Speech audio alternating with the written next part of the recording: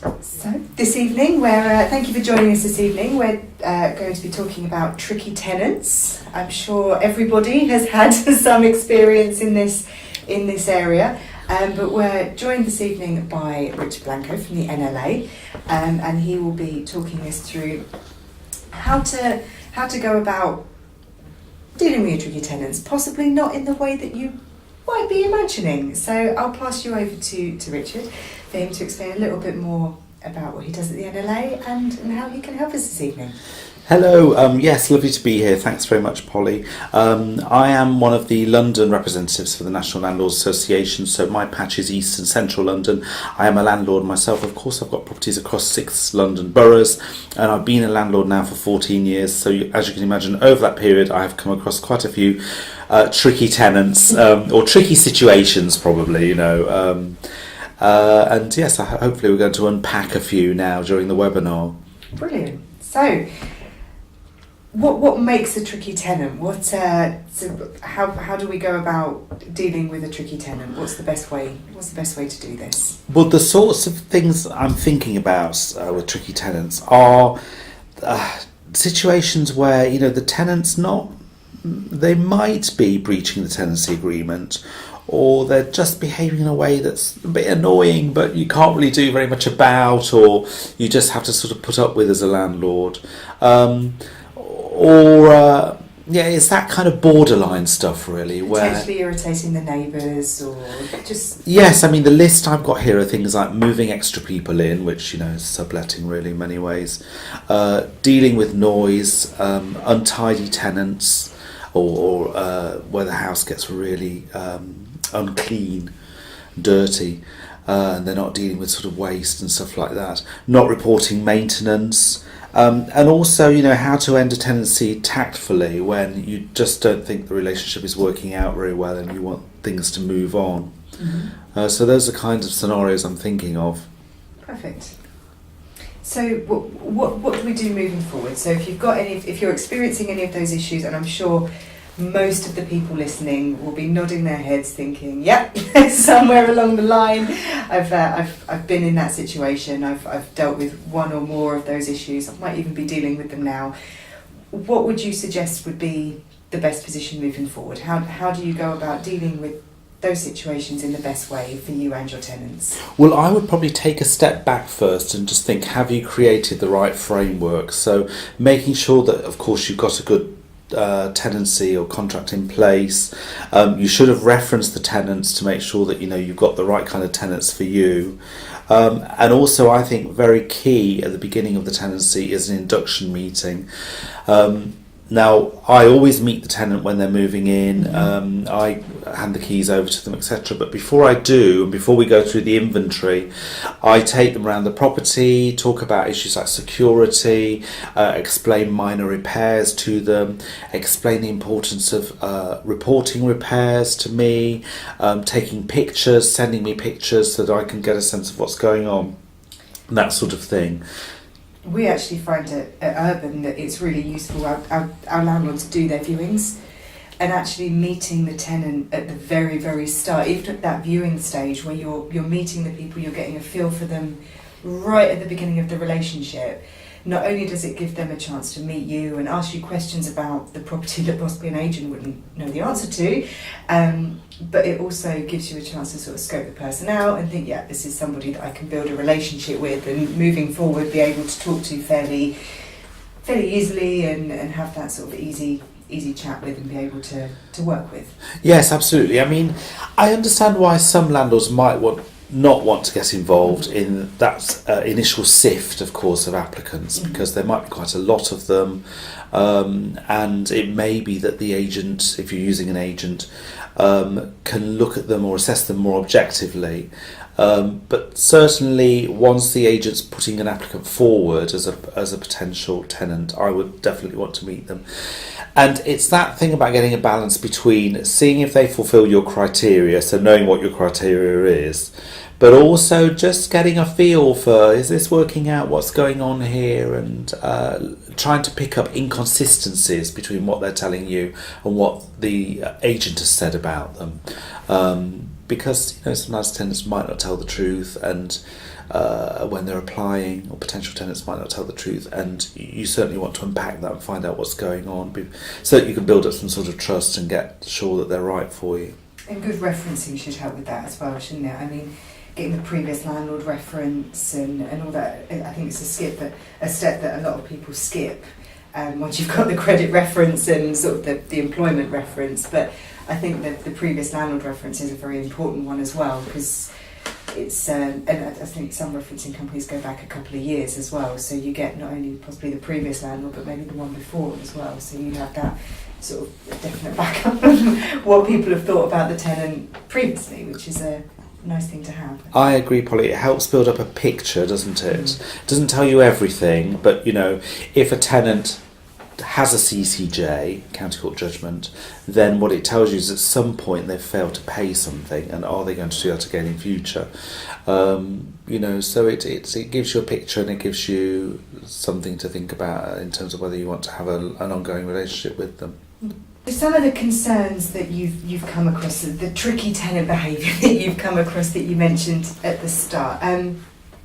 I know subletting was one of the points that you mentioned, sort of moving extra people in that might not have been on the initial tenancy agreement. And I know some people are happy for subletting to go on, and obviously there's a big subletting culture.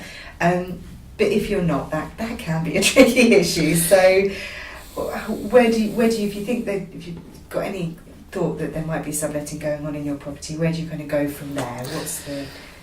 Yes, I mean, I guess there's a spectrum, isn't there, of subletting, from someone moving their mother in or moving their partner in, to the original tenants moving out and just letting the property to someone else, or even kind of unauthorised rent to rent, where a couple apparently takes a property from you and then lets all of the rooms to individuals. What I'm thinking about here is where maybe you've let the property to 3 people or something like that, and you discover that, or you sense that there might be a 4th person living there. And the thing to do, I guess, is to try and build a body of evidence. So this is where periodic inspections are important. And this happened to me once, actually, where I was doing a repair in the bathroom, and there's a little box room next to the bathroom in one of my houses, and I just peered in and saw there was a mattress on the floor and some belongings, so that caused alarm bells to ring.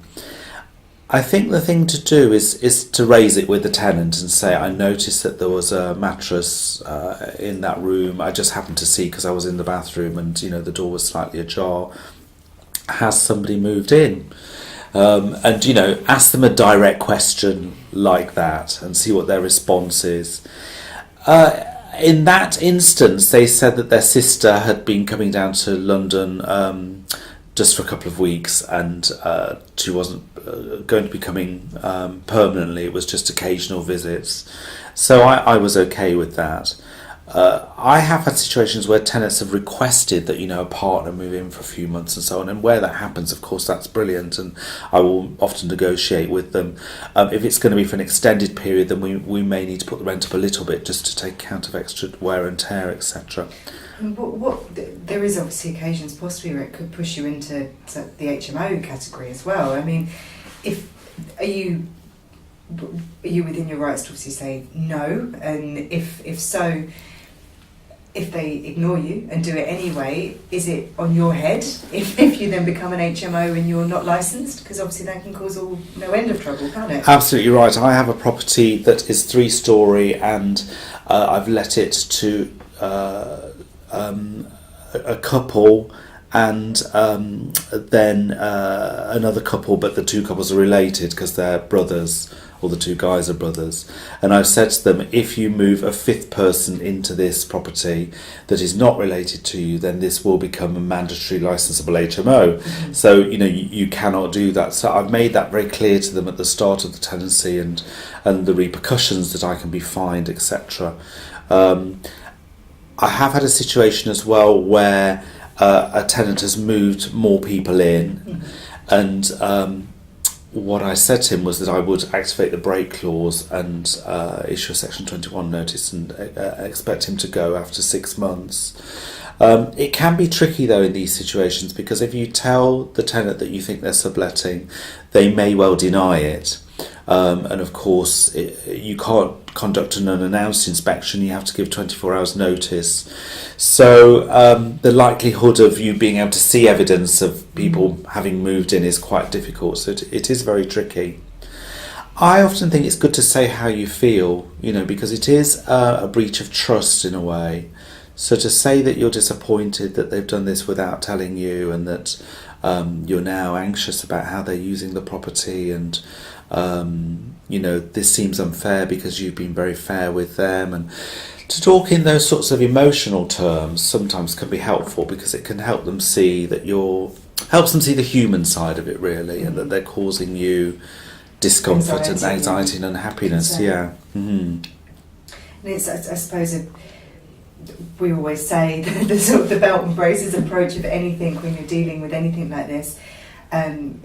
Whilst obviously it's getting the human element across, is best to sit down, have a cup of tea and a chat. And should you then back up with emails or text correspondence so you've got everything in writing, or should you try and keep it offline almost initially in the initial stages? I think it's best to have an audit trail just in case. Mm-hmm. I mean, one of the things I've done with the tenants in the past is the whole thing's come out in the open, and I've told him that I would activate the 6-month break clause. He begged me to stay for 12 months because he was getting married after the 12 months and he really wanted to continue the contract. So I said, okay, you can, but provided you don't let rooms to anybody else, and allow me to do periodic inspections every 6 weeks. So in a sense, I upped the kind of conditions, up the ante, yeah.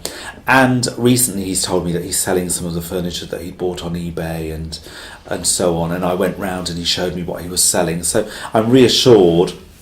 I did write to him specifically saying all of that, so it is there in writing. I mean, ultimately, if you're in the fixed term period and you wanted to get to evict the tenant because of subletting, then you could it could be breach of tenancy, and you could use the Section 8 process to do that.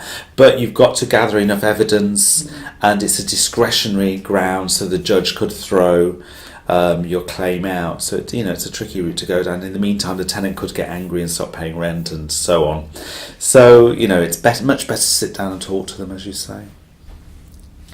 So something we hear a lot of at Urban is potentially noisy neighbours. So we get a few phone calls from they see a sign go up saying to let, and someone moves in and they notice it's been let by us, and then that we must be dealing with the tenants, and more often than not we possibly aren't. But if you have a noisy tenant in situ, obviously it can be really awkward for the neighbours, and generally speaking, as the landlord, presumably that would fall on your shoulders, would it, as a responsible person? It would, and it can be quite serious if it's an area where there is selective licensing or additional licensing, because, particularly with selective licensing, a lot of it was put in place ostensibly to try and reduce antisocial behaviour. So if there are complaints of antisocial behaviour related to your property, then it could put your licence at risk.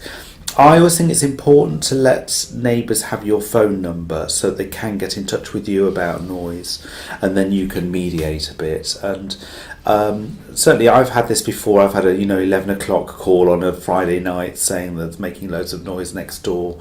This is a neighbour calling me.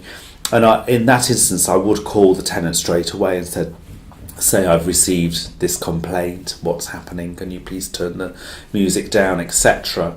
And then I would arrange to meet with the tenant. And in a way, what you're doing is launching an investigation, probably quite informally, in the sense that you talk to the neighbour and then you also talk to the tenant to try and gather evidence to find out what's happened. Well, it can be quite a difficult one to gauge, can't it? Because one person's noisy can be another person's washing machine on at 8 o'clock in the evening. I mean, it's especially in flats or something. If you've got a young child, young children's toys are noisy, aren't they? Ultimately, you can't help that. But if you're somebody who doesn't have any experience of that situation, then unfortunately, a child's toy going off at 6 o'clock in the morning is going to be irritating, but that's not something you could penalise a tenant for. No, I mean it could. Unfortunately, it's just that's part of life, isn't Somebody could have the TV on quite loud because they've got a hearing impairment or something like that. Yes. So there can be quite tricky dimensions to this.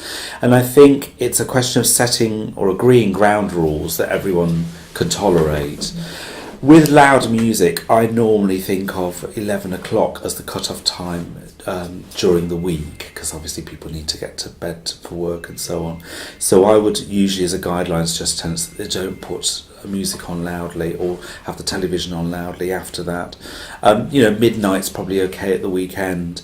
And if they're going to have a party, wouldn't expect that to be every weekend, but occasionally it's okay to be playing loud music until later, but do inform or invite the neighbours. Yes.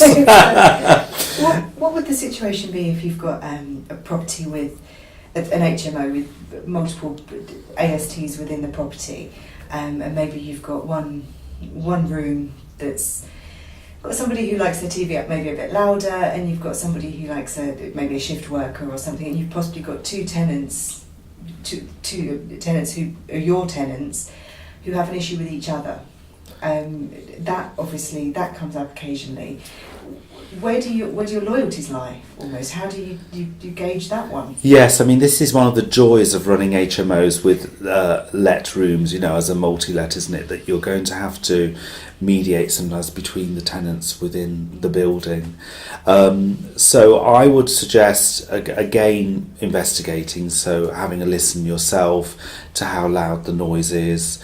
And whenever you're doing mediation, it's good to do a little bit of counselling to each party individually, and face-to-face is often best with this. So sit down and talk to each tenant on their own, and then I would suggest having a mediation meeting where you have the two of them together, and you give each tenant 5 minutes to speak. So one tenant can speak for 5 minutes, the other speaks for 5 minutes, then the other tenant responds, then the other tenant responds. So everyone feels like they've been heard, and then try and come to some solution with ground rules. There's got to be some give and take in these situations. Right. You don't want to lose a tenant because there's an argument over the volume of a TV, do you? Really, it's you that it would then cost money to, and obviously have the awkwardness of finding a new tenant, potentially turning a TV down, or Yes, absolutely. I mean, if it's between neighbours, then you can use a local authority noise pollution service, and there are certain levels of noise that are acceptable and aren't acceptable, and a certain level of noise would count as a statutory nuisance. So, it is worth getting the local authority involved if it's quite serious, but obviously you are then escalating things, and tempers can rise and people can get upset, etc.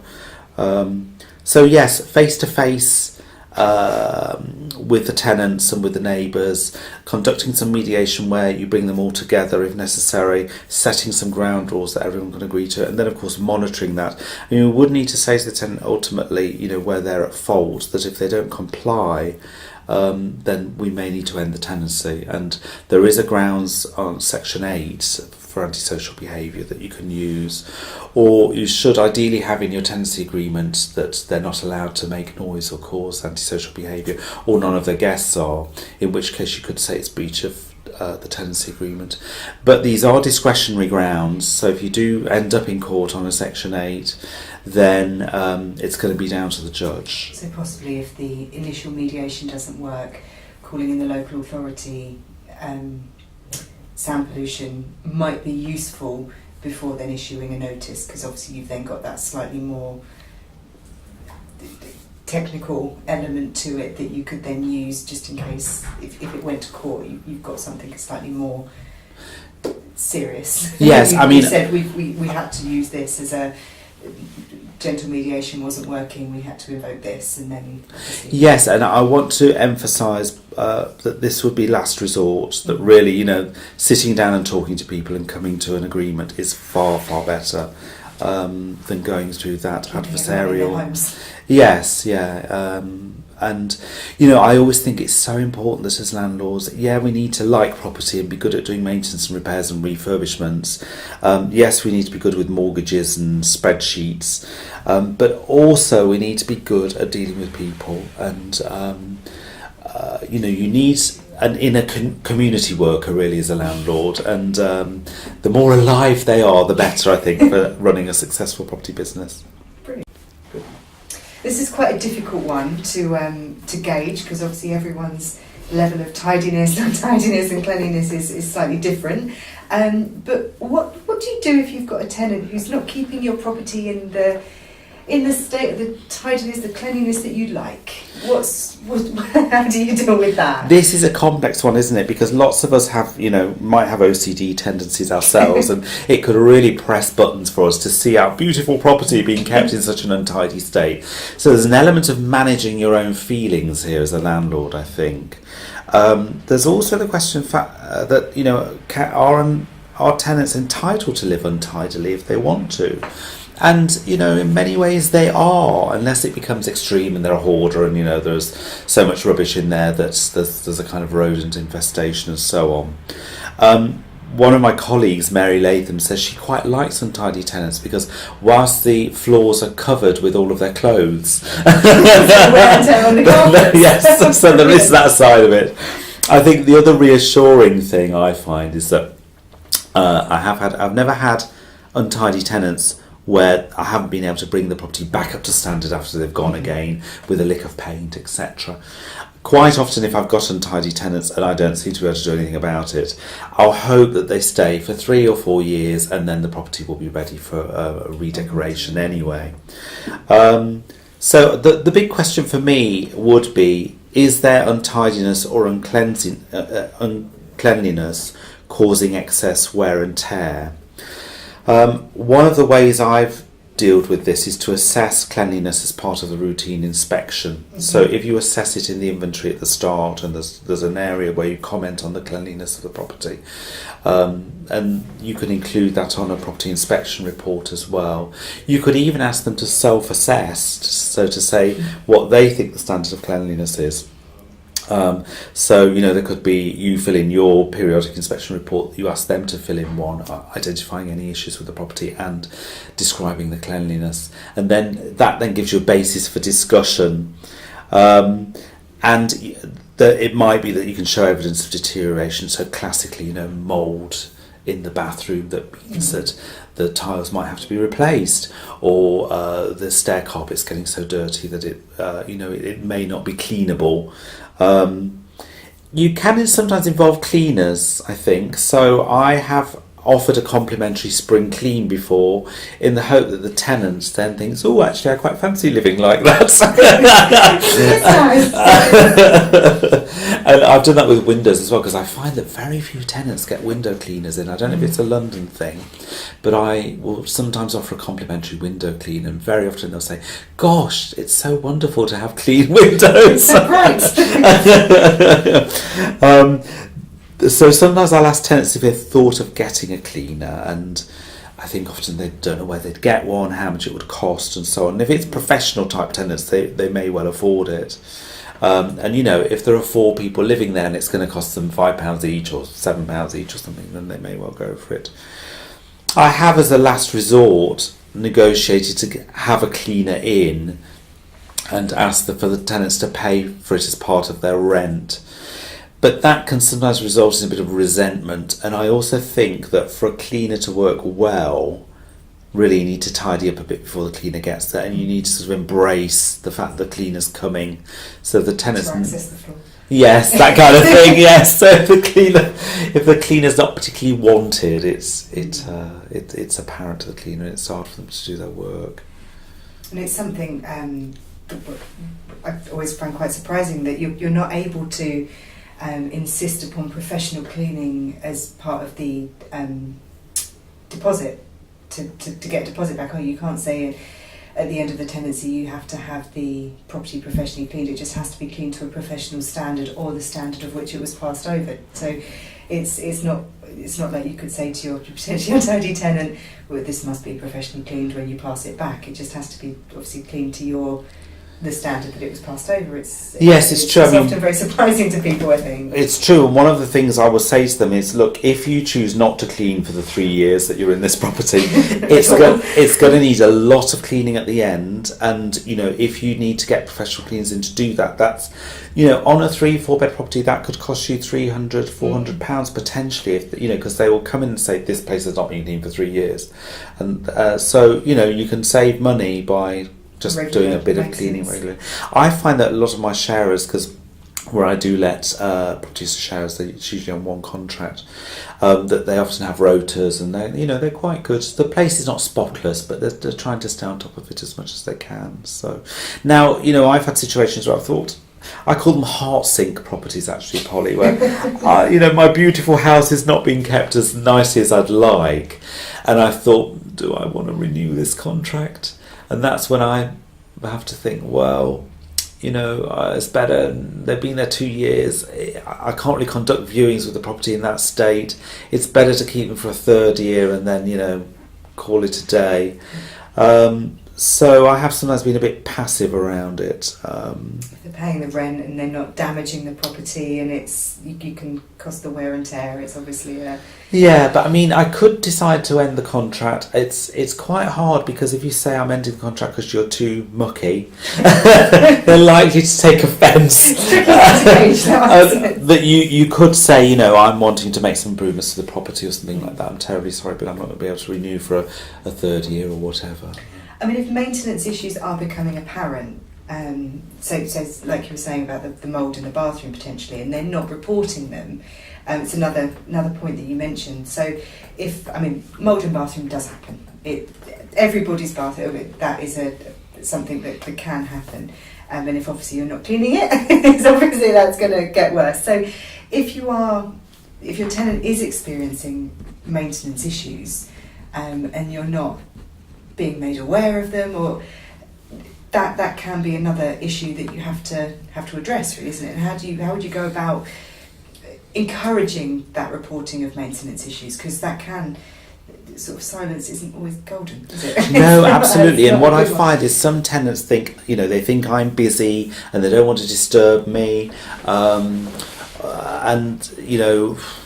they will allow a problem to get worse. The classic is they've spotted a stain on the ceiling on the top floor of a 2-storey house, and they've just watched it get bigger and bigger and bigger. and ignore it, it'll go away. Yes, and I want to know straight away, because if the stain gets bigger, I might have to repair the ceiling. Whereas if it's just a small stain, then we can probably put some damp seal on it, repair the roof or whatever's wrong, and that's that. So this is where I think the induction is important, where you say, I want to hear, you are my eyes and ears in this property. I want to hear if there's any problems with it, and I will promptly deal with it. Some tenants may have had the sort of landlord that doesn't give a damn about repairs and doesn't do anything about them, and that's why they don't report it. So I always ask my tenants at induction, what experiences have you had with landlords before, so that we can put to bed their previous experience and press the reset button. They get used to dealing with a good landlord who's going to be working well with them. I think some people have the fear of a blame culture as well, that they might see a stain on a ceiling and then assume that you would think it was their fault, and that's potentially their passport to a Section 21 and being made to look for another property. So they might think, if we ignore it, then it'll be fine, and no one need be any the wiser. Absolutely, and there can be all kinds of barriers. Language might be a barrier, that people are finding it difficult to express themselves.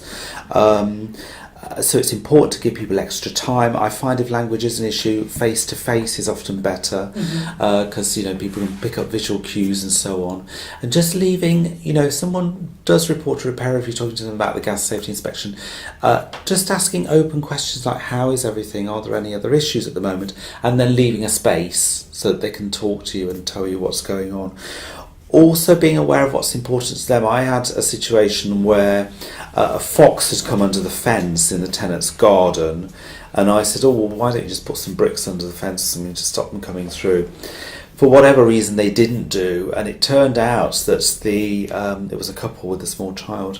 The wife of the tenant that I usually had most of the dealings with was actually very angry about this, and she wasn't using the garden at all. She was scared that the fox was going to get her small child, and I think there'd been a news report that a fox had entered a property, nearby, and so on. So I wasn't aware of that, and actually this was a real issue for her. She really wanted it sorting out. So I sent my builder around, and we repaired we put an extra panel under the fence and so on.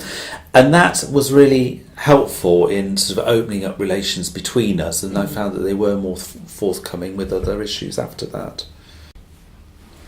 So I think we've kind of covered the main issues that obviously that you certainly experienced, and if you've had experience of them, then I'd imagine there's an awful lot of people feeling that they're recognising some of the things we've been talking about. Are there any other tricky issues that you kind of come across regularly? I guess, one of them is pest control. Particularly in London with Victorian houses, it's really easy for mice to get in. And the other issue I've had, I think, are rats and bed bugs, and cockroaches are common. I unfortunately haven't had cockroaches before. Sometimes landlords say, well, shouldn't the tenant be responsible for that, because maybe it's to do with the way that they're living. I've got a policy that says that if you have pests within the first 30 days, then it's my responsibility. Thereafter, it might be yours. I think that's true with, say, something like bed bugs, because bed bugs tend to be brought in by somebody else, with their belongings, and maybe that they've stayed in another accommodation where they've they've picked them up and they've brought them in. Having said that, quite often in London people are paying a lot of rent, and I am happy to help with pest control. Certainly with mice, routinely I would just send my pest control contractor in. It's £95, I think, for up to 3 visits, and I would just provide that as a service for my tenants. I think other issues, things like managing rent arrears when they're minor. Sometimes I have tenants who are self-employed and they just haven't been paid enough that month to be able to pay the rent. I try to be really specific. I manage rent arrears very firmly, actually, and I have a policy on rent arrears which is in my tenant handbook that I give everybody at the start of the agreement or when they move in. So if a tenant's 10 days in arrears, that's formally rent arrears, and then my procedure will kick in. But quite often I'll have a tenant say, I haven't got enough rent to pay. I haven't got enough money to pay the rent this month. Can I pay half of it, and then I'll pay half as soon as I can? What I would always say then is, well, let's agree that you'll try and pay the other half by such and such a date. Obviously I'll ask with them when they think it's going to be possible. So there'll always be a date or a deadline when we're going to speak or review. So I never leave that sort of situation open. I think it's important to manage it firmly. Having a clear policy in place, they know where they stand from the word go, from the start of the tenancy. And also it's about being compassionate as well. So I will say, sorry to hear that, yes, that's fine. If you can try and pay it by the 10th of the month, and I'll be in touch with you again then just to see what's happening. And then thanking them when they've paid, and also, saying well done. If, I had a tenant who was owed some money by a client for some work, and she managed to get the client to pay up. So, I said well done to her. And I think it's important to reward good behaviour rather than just go on at people about unwelcome behaviour. So I definitely try and do that around rent payment. The other tricky thing, can be very frustrating, is tenant swapping. So say you've let a property to 4 people and 1 AST, and one of them is moving out, and they want someone else to move in. That can be really tricky. So I have now written a policy on that, and my policy says that it's a maximum of 1 person, because I have had 2 people move out and then they've just randomly found people on spareroom.co.uk. The new people haven't got on with anyone else, and then everyone's fallen out and so on. So I think just changing 1 person is my maximum there. Especially when you work so hard to meet your tenants beforehand, and you have the procedure to meet them and go through the way you work. If they just swap them in, you've not had that, have you? Exactly. And I would always say that they're going to have to be referenced. I would prefer them to be somebody that you know. There must be a minimum of 6 months left on the contract. If there's less than 6 months left on the contract, then we'll just start a new contract with the new person. So, and also I ask people to give me 2 months notice if they want to move out and be swapped in with another tenant. And that's because I found in the past that, they find someone, then that person drops out, then they find someone else, then we discover that person needs a guarantor, and this stuff can easily take 2 months, and tenants get a bit frustrated about that. But I in my policy, there are a couple of case studies that explain why that's necessary. So I think they find that helpful. I think giving anyone some evidence as to why, I think it suddenly becomes clear as to you're not doing it to be difficult, you're doing it to protect yourself and them. It's not. I don't think it's unreasonable. No, and the other thing I find a bit tricky, Polly, is requests to redecorate or put up shelves or stuff like that. And it's just because, someone could put shelves up all around the property and then leave in 6 months, and I've got all these holes on the walls, which they may not fill to the standard I would require. And you're assuming they put the shelves up properly. Exactly, yes. I tend to suggest, flat pack shelving stands and so on. Where I've got a family, and I've got an example, I've got a family at the moment, and they put quite a few shelves up, and the guy is a builder stroke project manager, and I know they're going to stay for several years, and I'm a bit more relaxed about that. I think in terms of redecorating in different colours, sadly my properties are either magnolia or white.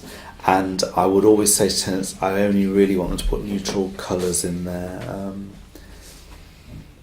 And even if they say they would repaint it back to white, I'm not sure they'd do it to the standard that I want. So I've got friends who, will let tenants do properties with, stars all over the ceiling and, purple walls. And all that kind of stuff. And he says they then stay forever because they've created their own perfect home.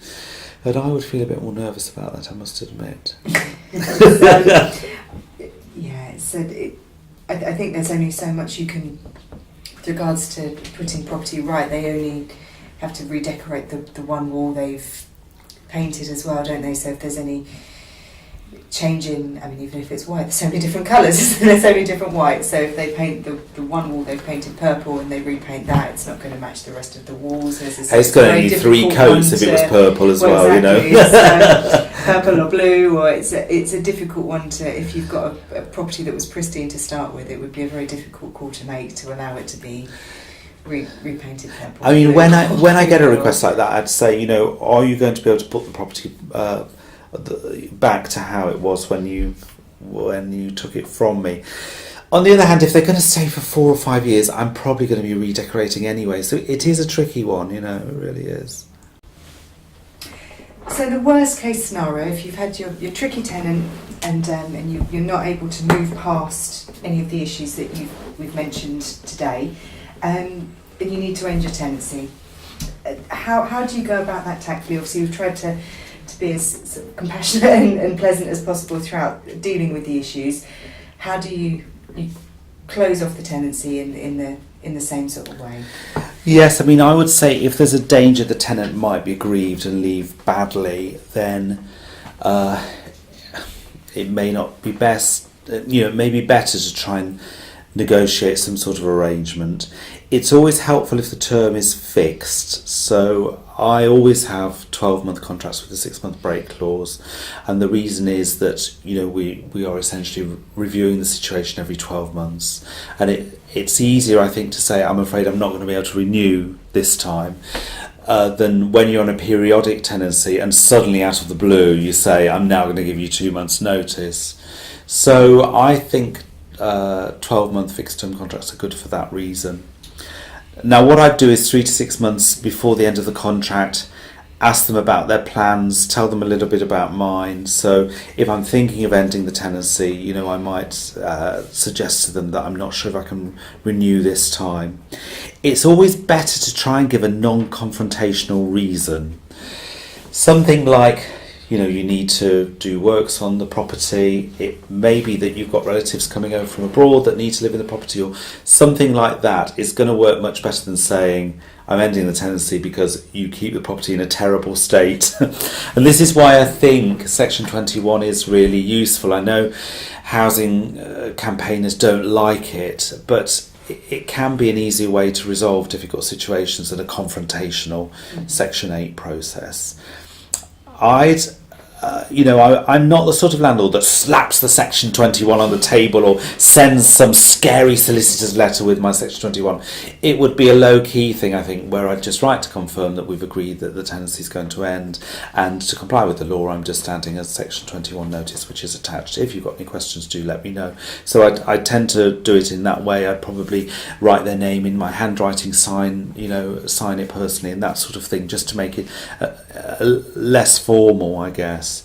And also be supportive around their moves. So I've helped tenants before with suggested websites. I've taken photos of adverts that I've seen in shops and emailed them to them and stuff like that, and stayed in contact and just asked them how their search for new property is going. You don't want to do that so much that it seems like harassment, so don't do it every day, but just a gentle every couple of weeks kind of thing. How's it going? I've found in these situations sometimes as well that they don't leave on the date they're supposed to, but if you just give them a few more dates, they will manage to sort it out. So, for example, I bought a property at auction that had tenants already in it. It was 2 flats actually, and they weren't my kind of tenants, and the arrangement had been set up not in a very professional way. So I did say, I'm terribly sorry, but I'm going to want to do works, and I will need you to leave. And I got on all right with them and stuff, and we had a few chats, and they couldn't leave by when they were supposed to, but they left a bit later, so I was fine with that. So don't get too be a bit chilled about these things sometimes. Don't get too heavy with people. You have to respect the fact that it is a business, but at the same time it is a home as well. And people are messy sometimes, and things don't always align for them and go to plan, and and if it means you losing £100, but you're going to get them out without too much confrontation, then I think that's reasonable from my point of view. So, Richard, what would be your key takeaway for managing tricky tenants moving forwards? Well, I think our key messages to tenants, we want to model good behaviour to them and give them a clear sense of how we want them to behave, is that you want them to be happy, you need them to maintain the property for both of your sakes, and also that they're your eyes and ears in the property, so you want them to report repairs, etc. It's about styles of communication as well. So I think building a good rapport between you and the tenant and getting a feel for what's going on in their lives. Facilitating understanding by asking. So, you might want to say, I understand that you want to move out and you want to be replaced, but have you thought about some of the issues that might come up for some of the other people in the house? So in a way, there's a sort of coaching type questions, or trying to help them learn, really, I guess. Evidence gathering where there are problems like noise or potentially someone moving in. Sometimes it's important to give a clear instruction. I do not want you to move other people into this property without my permission. It's not acceptable, it's a breach of the tenancy agreement, and it contravenes the local authority selective licence. So, giving people a clear instruction like that with your best authoritative voice, not in an intimidating way, but, showing that you're being serious. I would say if you're going to serve a Section 21, then try and do it in a low-key way. It's just there in case you need it. And the legal approach and being confrontational is a last resort always, I think. The other thing about this is about managing your own feelings as well, because often it can make you really angry when people abuse trust. It's awful when maybe you've just spent 50,000 refurbishing this beautiful property and they're not cleaning it and they're not keeping it tidy. It can be really frustrating and you just want to scream and shout at them. That's not helpful. I often think, I tell myself, Marks and Spencer's customer service. What would Marks and Spencer's do in this situation? It's not just customer service, it's Marks and Spencer's customers. Yeah, so being professional, saying the appropriate thing, being helpful and supportive. Sometimes I talk about going onto customer service mode because that helps me put my feelings to one side and step away from it as your property and look at it as a business asset rather than something you have feelings for. Yes, absolutely. And that can be hard. It really can. I guess you need to be clear with yourself about the outcome that you want, that although you're angry and upset at the moment, hopefully all will be resolved in a couple of months, that kind of thing. So, some maxims, I guess, would be to listen and observe. So it shouldn't all be about output from you all the time. Sometimes it's best to just try and see what's going on there. Asking questions instead of making statements sometimes to facilitate understanding. Try not to jump to conclusions. Avoid ultimatums. Only use those as a last resort. And also remember the cost of a tenant changeover. Sometimes it is better just to keep that untidy tenant until they've run their course. And sometimes investing a bit of money, in getting a spring clean done, or maybe putting in that extra radiator, because the room really is quite cold, and it would not just benefit this tenant but benefit future ones if they've requested something like that. It is better, than spending that 2,000-3,000 on getting a new tenant in. Well, Richard, that was absolutely brilliant. Thank you very much for your time and your expertise this evening. Thank you very much for joining us, and I'm sure we will ask you back for another webinar. All of the questions Dan has been handling questions all evening on chat. Hopefully we've answered some of them this evening on the webinar live, but any questions that we haven't managed to answer, we will answer on the Landlord University blog post, which will appear over the next couple of days. We'll try and get a recording of this evening up in the next 24 hours, and then the questions, Richard and the team at the National Landlord Association Advice Line will be answering those over the next couple of days, and we'll get them posted up on the Landlord University for you over the next few days. So I hope you join us again. Keep an eye out for the next webinar, which will be over the next kind of few weeks, and we'll hope to see you again soon. Thanks.